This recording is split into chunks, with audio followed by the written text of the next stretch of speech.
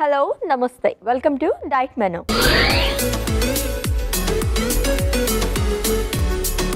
So every week కూడా మనం different health topics గురించి మాట్లాడుకుంటూ మంచి మంచి రెసిపీస్ కూడా ప్రిపేర్ చేసుకుంటూ ఉంటాం కదండి.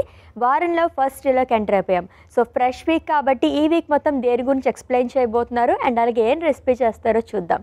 Let's invite our nutritionist Alekhya గారు. హాయ్ అలేఖ్య గారు. అశ్విని గారు, వెల్కమ్ అండి. సో ఫ్రెష్ వీక్లోకి ఎంటర్ అయిపోయాం మనం. సో ఆల్రెడీ మీరు చాలా బాగున్నారు, అందుకే అడగలేదు నేను ఎలా ఉన్నారని చెప్పేసి. సేమ్ పెంచ్ అనమాట. అంటే మీరు కూడా చాలా బాగున్నారు కాబట్టి నేను ఎలా ఉన్నారు అని ఏం అడగలేదు. ఓకే ఫైన్, అయిపోయినాయి ఇవన్నీ. సరే, సో ఫ్రెష్ వీక్లోకి ఎంటర్ అయిపోయాం మనం. సో ఈ వీక్ మొత్తం దేని గురించి మాట్లాడుకోబోతున్నాం? సో ఈ వీక్ వచ్చేసరికి ఇంకొక interesting topic Ashwini, pre diabetes అనమాట. సో ఈ మధ్య కాలంలో చాలామంది లైఫ్ స్టైల్ ప్రాపర్గా లేకుండా సరిగ్గా డైట్ తీసుకోకుండా ఉండడం వల్ల చాలామంది ఈ ప్రీ డయాబెటిక్ స్టేజ్లో ఉన్నారు. సో దాని గురించి డిస్కస్ చేసుకుంటున్నాం. ఓకే, చాలా ఇంపార్టెంట్ టాపిక్ అండి. చెప్పాలంటే చిన్న వయసు నుంచి కూడా డయాబెటీస్ అనేది వచ్చేస్తుంది అందరికీ కూడా.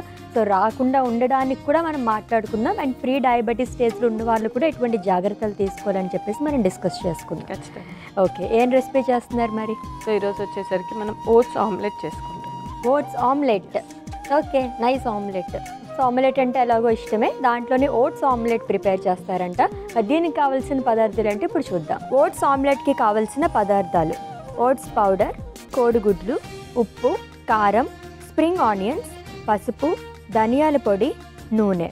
ఓట్స్ ఆమ్లెట్కి కావాల్సిన పదార్థాలు చూసాం కదండి, ప్రాసెస్లోకి వెళ్ళిపోదాం. ఓకే, ఈజీ రెసిపీయే. బట్ ఓట్స్తో ఆమ్లెట్ నేను ఎప్పుడైతే తినలేదు. లైక్ చిల్లాస్ అని కానీ లేదంటే మనం దోశ అవి వేసుకుంటూ ఉంటాము. సో అలా తిన్నాను కానీ ఆమ్లెట్లో ఎప్పుడు మిక్స్ చేసుకోలేదు. ఈ ఐడియా బాగుంది. సో మనకు ఓట్స్ ఆమ్లెట్ అనేది ఒక లైక్ దాంట్లో మళ్ళీ మనం వెజిటేబుల్ కూడా యాడ్ చేస్తున్నాం అశ్విని. సో అదొక బ్యాలెన్స్డ్ మీల్ అని చెప్పొచ్చు. సో ఒక మంచి బ్రేక్ఫాస్ట్కి కానీ లేకపోతే ఈవినింగ్ చాలామందికి జంక్ ఫుడ్ తినే హ్యాబిట్ ఉంటుంది కదా, వాళ్ళకి కానీ ది బెస్ట్ ఫుడ్ అనమాట. అండ్ ఓట్స్ ఎందుకు యాడ్ చేస్తున్నానంటే జనరల్గా మనకి ఎగ్లో ప్రోటీన్ ఉంటుంది అందరికీ తెలుసు, బట్ ఓట్స్లో ఏంటి అంటే ఫైబర్ ఉంటుంది. సో అవి రెండు మిక్స్ అయినప్పుడు ఈ ప్రీ డయాబెటిక్ కండిషన్లో ఉన్న వాళ్ళకి షుగర్ స్పైక్స్ రాకుండా కంట్రోల్ చేస్తుంది అనమాట. ఓకే, సో చాలా చాలా ఇంపార్టెంట్ టాపిక్ అని నేనైతే చెప్తానండి. ఎందుకంటే షుగర్ అటాక్ అవ్వడం పక్కన పెట్టేస్తే ఈ స్టేజ్లో ఉన్న వాళ్ళకి ఎటువంటి ఫుడ్ తీసుకోవాలని చెప్పి చాలా డౌట్స్ వస్తూ ఉంటాయి. ఇప్పటివరకు ఎగ్ గురించి ఎప్పుడైనా అడగలేదు. అంటే దీంట్లో మనకి ఏం లభిస్తాయి అనుకున్నాం కానీ ఎగ్ తీసుకోవచ్చా లేదా, ఎంత క్వాంటిటీ తీసుకోవాలి అని చెప్పేసి మనం ఎప్పుడు మాట్లాడుకోలేదు. ఎన్ని ఎగ్స్ తీసుకోవాలని చెప్పి కొంచెం డీటెయిల్గా మనం మాట్లాడుకున్నాం. సో జనరల్గా ఈ ప్రీ డయాబెటీస్ అంటే ఈ కండిషన్ చాలా క్రూషియల్ అనమాట. బికాజ్ మనకి వన్స్ డయాబెటిక్ ఎంటర్ అయిపోతే అది రివర్స్ చేయడం కొంచెం కష్టం. బట్ ప్రీ డయాబెటిక్ కండిషన్లో ఏంటి అంటే proper diet and life style modifications అనేవి చేసుకుంటే వాళ్ళు మళ్ళీ నార్మల్ అయ్యే ఛాన్సెస్ ఎక్కువగా ఉంటుంది. సో అందుకోసమని ఈ ప్రీ డయాబెటిక్లో ఉన్నప్పుడు మనకు మెడిసిన్స్ ఏమీ ఉండవు. సో ఓన్లీ వాళ్ళు ఏంటి అంటే ఒక strict diet as well as lifestyle modifications, అంటే కొంచెం ఫిజికల్ యాక్టివిటీ ఇంక్లూడ్ చేసుకోవడం, స్ట్రెస్ ఉన్న వాళ్ళు మెడిటేషన్ స్టార్ట్ చేయడము, ఇలాంటివి అంటే ప్రాపర్ వాటర్ ఇంటేక్, ఇలాంటివి బ్యాలెన్స్ చేసుకొని కంప్లీట్ నార్మల్ అయ్యే ఛాన్స్ లైక్ అవుతారనమాట. Okay, yeah. సో దీంట్లో మనకి ఫుడ్ రెస్ట్రిక్షన్స్ అనేవి మేజర్గా డయాబెటిక్ వాళ్ళకి ఎటువంటి రెస్ట్రిక్షన్స్ ఇస్తామో సేమ్ టైప్ ఆఫ్ రెస్ట్రిక్షన్స్ వీళ్ళకి కూడా ఉంటాయి. సో డయాబెటిక్ పేషెంట్స్ మనకు వచ్చిన వాళ్ళకి తెలుసు. ప్రీ డయాబెటిక్ అంటే ఏంటి కొంచెం బ్రీఫ్గా చెప్పండి.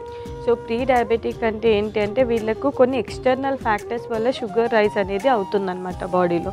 అంటే జనరల్గా ఎవరైనా యాక్సిడెంట్స్తో మెట్ అయిన వాళ్ళు, లేదు అంటే వర్క్లో ఎక్కువ స్ట్రెస్ అయిపోయిన వాళ్ళు, లేదు అంటే ఫ్యామిలీలో ఇష్యూస్ అయిపోయి ఎక్కువ ఓవర్ స్ట్రెస్డ్ ఉంటారు కదా.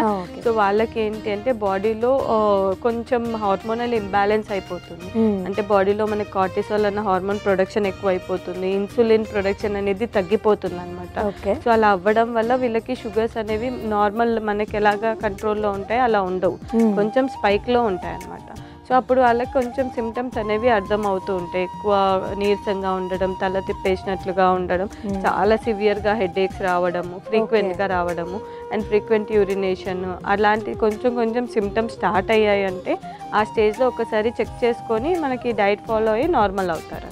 ఓకే, సో తల తిరగడము ఇవన్నీ అనుకుంటే కనుక జనరల్గా మనం ఏమనుకుంటామంటే లో బీపీ ఏమైనా వచ్చిందేమో అని షుగర్ వాటర్ అవి తీసుకుంటూ ఉంటారు. కొంచెం ఎక్కువ డయేరియా స్టేజ్లో ఉన్న వాళ్ళు కూడా అని. బట్ ఇటువంటి అప్పుడే మనం జాగ్రత్తలు తీసుకుని డాక్టర్ దగ్గరికి వెళ్తే కనుక మనకి టెస్ట్ ఉంటుంది కదా దీనికి. ఉంటుంది.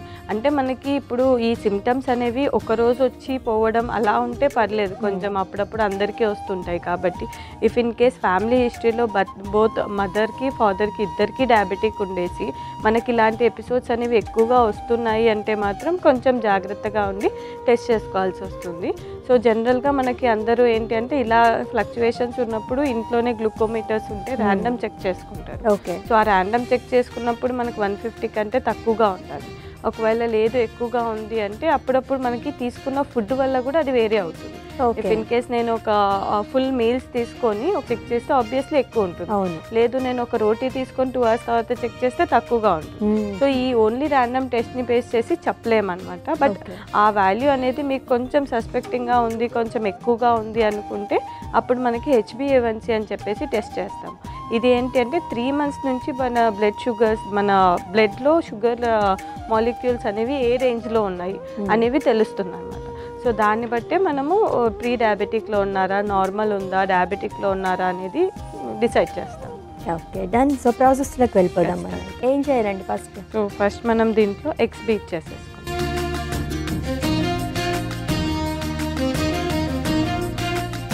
సో దీన్ని ఒకసారి మిక్స్ బీట్ చేసేసుకుందాము. ఓకే.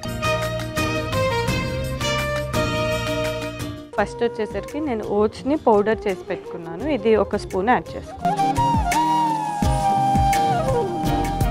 నెక్స్ట్ వచ్చేసరికి దీంట్లో నేను స్ప్రింగ్ ఆనియన్స్ యాడ్ చేస్తున్నాను.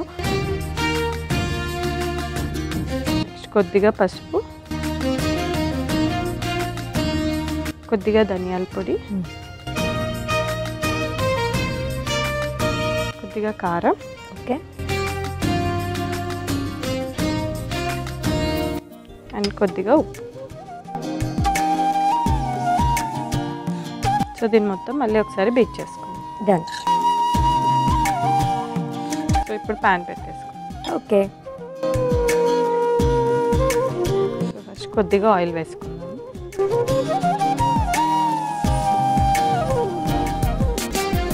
పాన్ కొద్దిగా వేడెక్కాక మనం ఈ బ్యాటర్ని వేసేస్తాం. సో ప్రీ డయాబెటిక్ స్టేజ్లో ఉన్న వాళ్ళకి ఇప్పుడు యూస్ చేస్తున్న ఇంగ్రీడియంట్స్ ఏ విధంగా ఉపయోగపడతాయండి? సో మనకి లైక్ ఎగ్లో ఒక మంచి ప్రోటీన్ అనేది వాళ్ళకి లభిస్తుంది. అండ్ ఫస్ట్ థింగ్ ఏంటంటే ప్రీ డయాబెటిక్ వాళ్ళు కాన్సన్ట్రేట్ చేయాల్సింది వాళ్ళ డైట్లో ఎంతవరకు ప్రోటీన్ తీసుకోగలుగుతున్నారు, వాళ్ళ డైట్లో ఎంత ఫైబర్ ఉంటుంది. మన కార్బోహైడ్రేట్స్ అనేవి ఎలాగో ప్రతి ఫుడ్లో కార్బోహైడ్రేట్స్ ఉంటాయి. సో దాని మీద ఎక్కువ కాన్సన్ట్రేట్ చేయకూడదు. అంటే రైస్ తీసుకున్నామా లేదా, రోటీ తీసుకున్నామా లేదా, ఇది కాన్సన్ట్రేట్ చేయకూడదు. అసలు మనం డైట్ మొత్తంలో ప్రోటీన్, పప్పు దినుసులు ఎంత తీసుకుంటున్నాము, ఒకవేళ నాన్ వెజిటేరియన్స్ అయితే ఎగ్స్ తీసుకుంటున్నామా లేదా, వీక్లీ 1-2 సార్లు చికెన్, ఫిష్ తీసుకుంటున్నామా లేదా, వీటి మీద ఎక్కువ కాన్సన్ట్రేట్ చేయాల్సి వస్తుంది. సో ఇప్పుడు మనం తీసుకున్న మీల్లో ఏంటి అంటే ఇది మేజర్గా నేను బ్రేక్ఫాస్ట్కి రికమెండ్ చేస్తాను. సో బ్రేక్ఫాస్ట్లో ఏంటి అంటే మనకు అది ఫస్ట్ మీల్ కాబట్టి తీసుకునేది మంచి హెల్తీగా ఉండేలాగా చూసుకోవాలి. అండ్ దీంట్లో మనము నార్మల్ ఆమ్లెట్ తీసుకున్నప్పుడు ప్రోటీన్ ఉంటుంది, కొద్దిగా కార్బ్స్ ఉంటాయి, అంటే ఫైబర్ అనేది ఉండదు. సో దానికి మనం ఫైబర్ యాడ్ చేయడానికి oats powder as well as ఒక వెజిటేబుల్ అనేది యాడ్ చేసుకుంటున్నాం అనమాట. సో ఇలా తీసుకోవడం వల్ల ఏంటి అంటే ఇది బ్యాలెన్స్డ్ మీల్ అవుతుంది కాబట్టి మన షుగర్స్ని స్పైక్ అవ్వకుండా, అదే మనం ఇప్పుడు నార్మల్ దోశ ఉంటుంది కదా, అది తీసుకొని చెక్ చేసుకుంటే షుగర్స్ అనేవి కొంచెం ఎక్కువగా ఉంటాయి. అదే ఇలా బ్యాలెన్స్డ్గా ఉండేది తీసుకొని చెక్ చేస్తే షుగర్ స్పైక్స్ అనేవి ఎక్కువగా ఉండవు అనమాట. సో దీనివల్ల వాళ్ళకి షుగర్స్ అనేది స్పైక్ అవ్వకుండా స్టేబుల్గా ఉంది. సో మనకి ప్యాన్ వేడెక్కిపోయింది కదా రష్మి, బ్యాటర్ వేసేస్తాం.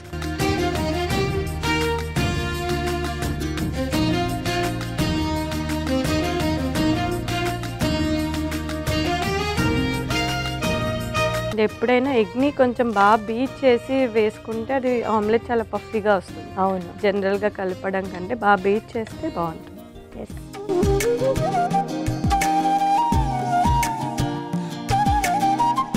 సో అశ్విని గారు మన ఓట్స్ ఆమ్లెట్ రెడీ అయిపోయింది, టేస్ట్ చేసి. ఓకే. సో ప్రీ డయాబెటీస్లో భాగంగా ఓట్స్ ఆమ్లెట్ ప్రిపేర్ చేసుకున్నామండి. సో స్మెల్ అయితే అదిరిపోయిందనమాట, మంచి ఆరామ్ వచ్చేసింది.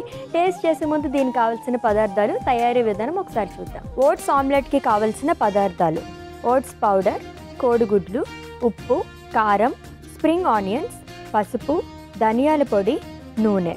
ఓట్స్ ఆమ్లెట్ తయారు చేసుకునే విధానం. ముందుగా మిక్సింగ్ బౌల్ తీసుకుని అందులో కోడిగుడ్లను బీట్ చేసుకోవాలి. తర్వాత అందులో ఓట్స్ పౌడర్, స్ప్రింగ్ ఆనియన్స్, పసుపు, కారం, ఉప్పు కలుపుకోవాలి. ఇప్పుడు స్టవ్ ఆన్ చేసి పాన్ పెట్టి అందులో నూనె వేసి నూనె వేడెక్కిన తర్వాత కలుపుకున్న బ్యాటర్ ని ఆమ్లెట్ లా వేసుకుని 2 వైపులా కుక్ చేసుకుని సర్వింగ్ ప్లేట్ లోకి తీసుకుని సర్వ్ చేసుకోవాలి. అంతే, oats omelette ready. So prediabetes లో భాగంగా ఓట్స్ ఆమ్లెట్ ప్రిపేర్ చేసేసుకున్నాము. మరి టేస్ట్ చేసేస్తాను ఎలా ఉందో చూద్దాం.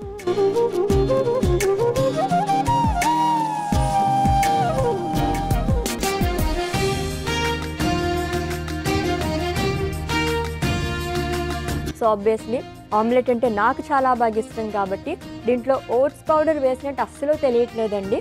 సో మామూలుగా ఓట్స్ తీసుకోవాలి అనుకునే వాళ్ళు కొంచెం ఇష్టపడరు కదా, అలా కాకుండా దీంట్లో ఆమ్లెట్లో మిక్స్ చేసేసుకుంటే కనుక వేసినట్టు కూడా తెలియట్లేదు. అండ్ స్ప్రింగ్ ఆనియన్స్ కూడా చాలా బాగున్నాయి. సో క్రంచిగా తగులుతున్నాయి అనమాట.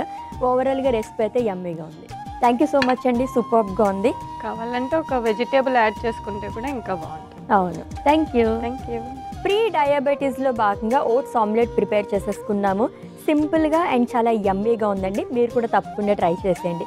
రేపటి డైట్ మెనూ ఎపిసోడ్లో మళ్ళీ మీట్ అవుదామా. Till then take care. This is Ashwini signing off. By.